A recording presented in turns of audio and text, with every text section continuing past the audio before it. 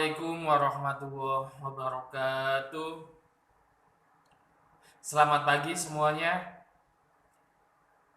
Syukur alhamdulillah pada pertemuan di pagi hari ini kita masih bisa melanjutkan pembahasan kita pada mata pelajaran prakarya di kelas 8. Setelah ini kita akan membahas materi kelanjutan dari pembahasan kita yang kemarin. Dan sebelum kita memulai pembelajaran kita, alangkah baiknya jika kita mulai pembelajaran kita dengan membaca basmalah bersama-sama. Bismillahirrahmanirrahim. Oke, untuk anakku semua yang ada di kelas 8, silakan buka modul kalian serta buku catatannya. Seperti biasa, nanti kalau ada materi yang tidak ada pada modul kalian bisa menambahnya ya. Kita langsung masuk pada pembahasan kita. Kita lanjutkan untuk pembahasan kita pada pertemuan pagi hari ini, di mana untuk pertemuan di pagi hari ini kita akan membahas kelanjutan dari mata pelajaran prakarya di kelas 8 untuk anakku semua yang ada di kelas 8. Untuk pembahasan kita pada pagi hari ini, kita akan membahas terkait tentang budidaya satwa harapan. Oke. Tema kita pada pagi hari ini terkait tentang budidaya satwa harapan. Kalau pada semester ganjil dulu kita juga sudah pernah membahas terkait budidaya ternak kesayangan, dan untuk pertemuan pada pagi hari ini untuk bab yang semester genap kita akan membahas terkait tentang budidaya satwa harapan. Oke, kita langsung masuk pada pembahasan kita. Budidaya satwa harapan itu merupakan salah satu budidaya yang mana yang kita budidayakan itu nantinya akan memberikan manfaat bagi kita untuk kita ambil manfaat nilai ekonomisnya. Satwa harapan sendiri itu merupakan binatang ataupun satwa selain binatang yang dipelihara ataupun diternak, dan juga diharapkan jika kita usahakan akan menghasilkan bahan dan juga jasa seperti hewan ternak.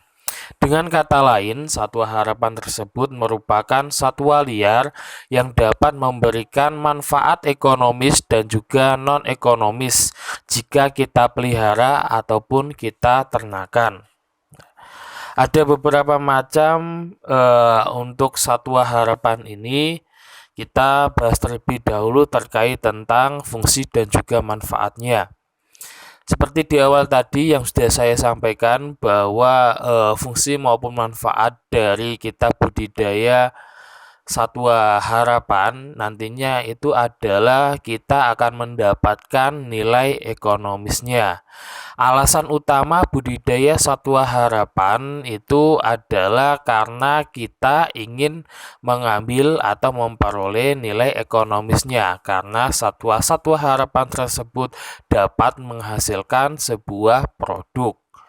Untuk jenis satwa harapan sendiri itu beragam. Di sini ada beberapa contoh. Yang pertama ada budidaya satwa harapan, yaitu berupa ulat sutra. Yang kedua ada budidaya satwa harapan yang berupa lebah madu, dan juga budidaya burung puyuh serta budidaya cacing tanah.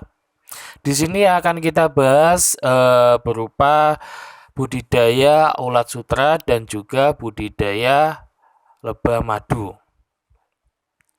Oke, kita langsung masuk pada pembahasan terkait jenis satwa harapan yang ulat sutra.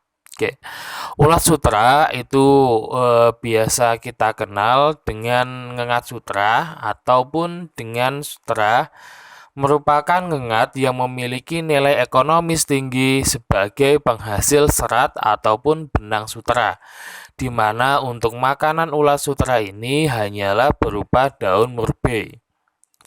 Untuk ulat sutra sendiri itu berasal dari utara Tiongkok, yang mana telur ngengat sendiri itu membutuhkan waktu sekitar 10 hari untuk menetas. Untuk ciri-ciri dari ulat ini biasanya tubuhnya berbentuk panjang dan di bagian punggung terdapat 2 pasang sayap. Untuk metamorfosisnya sendiri itu metamorfosis sempurna. Untuk ngengat sutra itu pada dasarnya tidak berbeda dengan ngengat-ngengat untuk spesies lainnya ya. Tubuhnya berbentuk panjang dan agak gempal dengan diselubungi bulu tebal berwarna putih kecoklatan.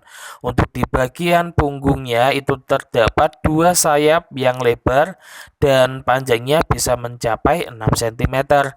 Di bagian kepala juga terdapat sepasang antena yang berbentuk menyerupai bulu unggas ya. Untuk sepasang mata majemuk berwarna gelap dan juga mempunyai sebuah mulut yang berbentuk silinder.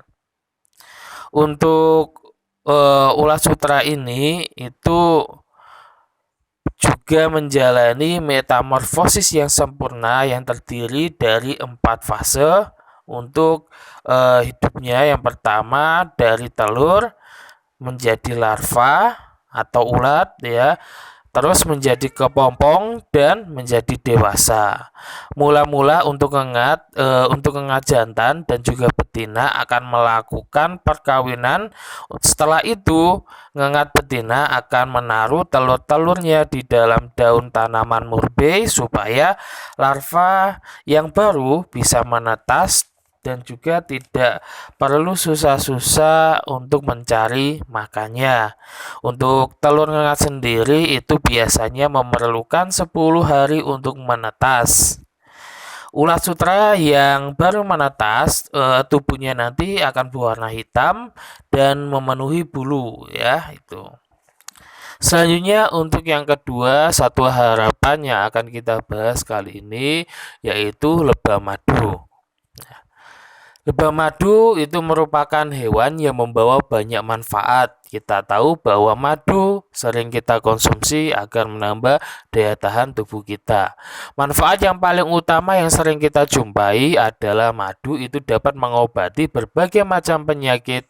Untuk saripati dari madu itu diperoleh dari tanaman-tanaman yang mengandung madu seperti bunga mawar, bunga anggrek, bunga melati, dan lain sebagainya yang nanti di dalam bunga tadi itu nektarnya diambil ya dan diolah oleh lebah pekerja. Pada sistem kehidupan untuk lebah sendiri itu terdapat 3 jenis lebah ya dengan tugasnya masing-masing, yaitu yang pertama ada lebah madu, yang kedua ada lebah pekerja, dan juga yang terakhir yang ketiga itu ada lebah jantan. Oke, kita bahas terlebih dahulu terkait tentang yang pertama ada lebah ratu. Ya, lebah ratu itu merupakan lebah betina yang mana untuk tugas dari lebah betina ini biasanya bertugas untuk membuat suatu koloni kehidupan di mana untuk lebah ratu ini biasanya bertelur dan menghasilkan banyak sekali dari koloni-koloninya. Dan apabila di dalam suatu koloni tersebut terdapat 2 lebah ratu, maka mereka akan saling berkelahi sampai nanti dapat cuma ada 1 di dalam satu koloni tersebut. Selanjutnya ada lebah pekerja. Di dalam setiap koloni lebah itu biasanya ada sekitar 3.000 sampai 60.000 ekor lebah pekerja. Untuk ciri-ciri dari lebah pekerja itu biasanya ukurannya yang paling kecil jika dibandingkan dengan lebah jantan ya.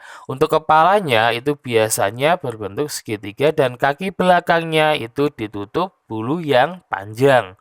Bulu yang panjang ini berguna untuk menyimpan tepung sari ketika terbang mencari bahan makan. Untuk tugas dari lebah pekerja ini biasanya untuk membuat sarang dan juga menjaga sarangnya serta melindungi ratunya dan juga mencari nektar di tanaman-tanaman untuk diambil madunya. Yang terakhir terkait tentang jenis lebah ya. Lebah yang terakhir ini adalah lebah jantan, di mana untuk jumlah lebah jantan hanya ratusan saja dibanding dengan lebah pekerja tadi. Tugas untuk lebah jantan adalah untuk mengawini dari lebah ratu tadi, karena lebah jantan itu biasanya hanya tinggal di sarang dan juga makan dari makanan yang dibawa oleh lebah pekerja. Untuk ciri-ciri lebah ratu yang bentuknya besar mirip dengan lebah ratu ya. Untuk lebah jantan ini biasanya hampir mirip dengan lebah ratu ya untuk bentuknya, tetapi sedikit ramping, matanya besar dan bersentuhan pada atas kepalanya ya. Itu untuk pertemuan kita pada pagi hari ini. Sebelum kita tutup pembelajaran kita, marilah kita tutup dengan membaca Alhamdulillah bersama-sama. Alhamdulillahirrahmanirrahim. Kurang lebihnya mohon maaf. Akhirul kalam. Assalamualaikum warahmatullahi wabarakatuh.